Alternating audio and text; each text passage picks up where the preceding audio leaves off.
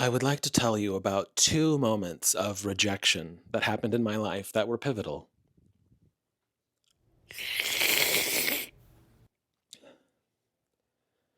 Beverly, Beverly, my coffee is cold.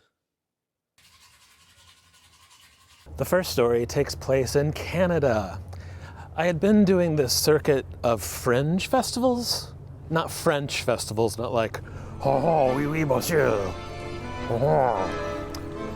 Fringe festivals. They're these theater comedy festivals. They happen all over North America and some other places as well.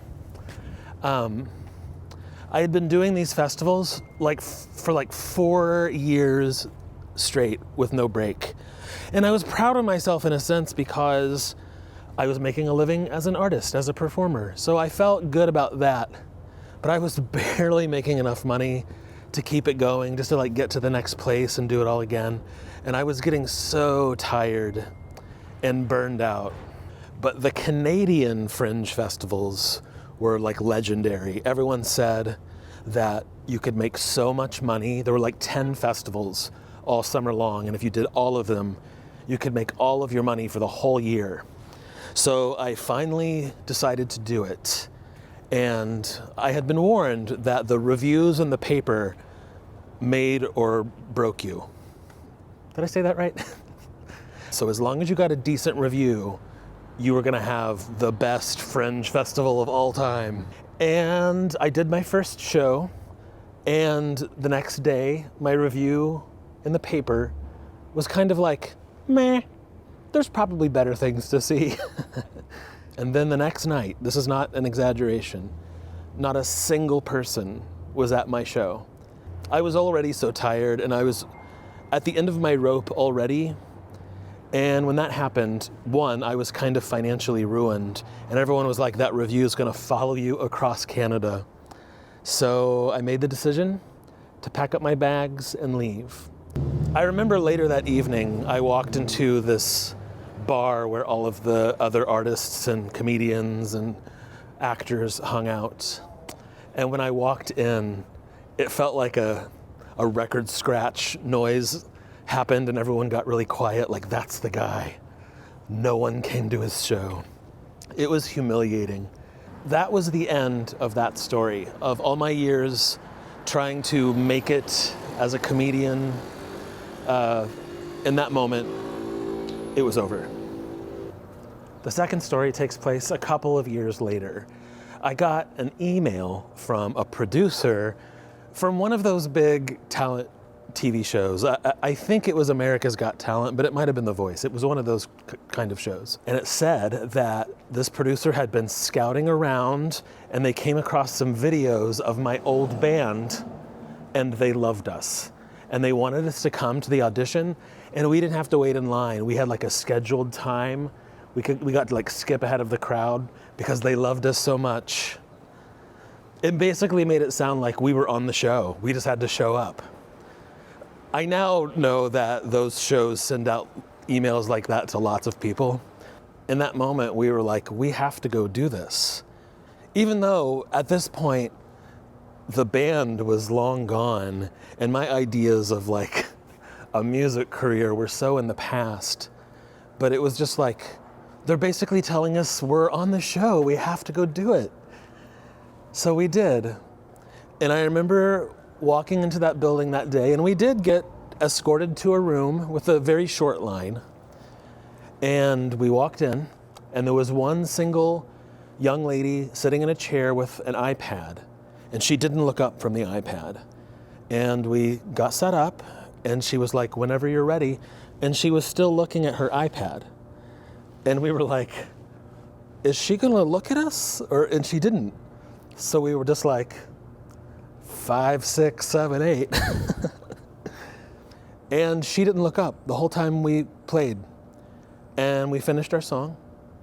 And she said, thank you. And we were moving in slow motion. We were like, is this some weird scene in a movie about rejection? It felt so awful. I almost felt like I had been tricked or something. And when we were walking back to our cars, it was the most how do I describe it? It was like, it was humiliating, but it was almost funny because it was so extreme. And as I was driving home that afternoon, I was like, well, if I didn't know it before, I know it now. I am never going to make it in the entertainment industry. It's not possible. The gatekeepers are too big. It will never happen. I was probably about 40 years old at that point, and I spent the next decade letting go. Really. Starting to feel calm and good about my life without any sort of giant starry-eyed expectation. I really settled into a calm, simple place, and it felt good. I needed it really badly. It's when I really became myself in that decade. And then this happened. It was the very beginning of the pandemic, and something just shifted in the universe. I remember in those early days, I would post something, and then I would just lay in bed with my cat, and every time I would hit refresh, it had like 10,000 more views. And in those days, I was getting like 100,000 new followers a week. It was really surreal. So I scheduled a couple shows as an experiment, and I got a decent amount of messages from people that were like, oh, you had a few popular TikToks and now you think you're a comedian. And I was like, you don't know my story. You've just seen me on your phone, and that's weird, but I have an actual story. We were a part of something brand new, and there was no longer like a guy behind a desk in Los Angeles telling people they had permission. It was just you picking the people they wanted to see with no one standing in the way. So that's the amazing part. For the first time, no gatekeepers, just you picking the people you want to watch. And you guys picked me. The maybe not so great part of it is that now it is training us to treat entertainment and art and music as just completely disposable. Like now a lot of us are like spoiled royalty on our phones, like, no, I'm bored. For a lot of us, our like hopes and dreams were born right here with you. For me, my hopes and dreams were reignited at 50 years old in a way that I did not see coming. You guys have made my dreams come true. I have headlined clubs all over the world in the last 3 years. I cannot believe it. It's freaking wild. With this new phenomenon of people being able to reach an audience that they couldn't before, just once in a while, be intentional. Find those people that you haven't seen in a minute and see how you can connect with them.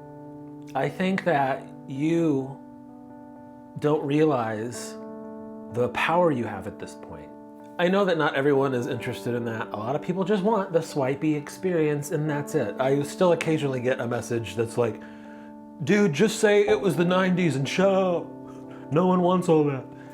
But some people do. I know they do because they followed me along on other things. You probably do, otherwise you wouldn't be watching this video as long as you have.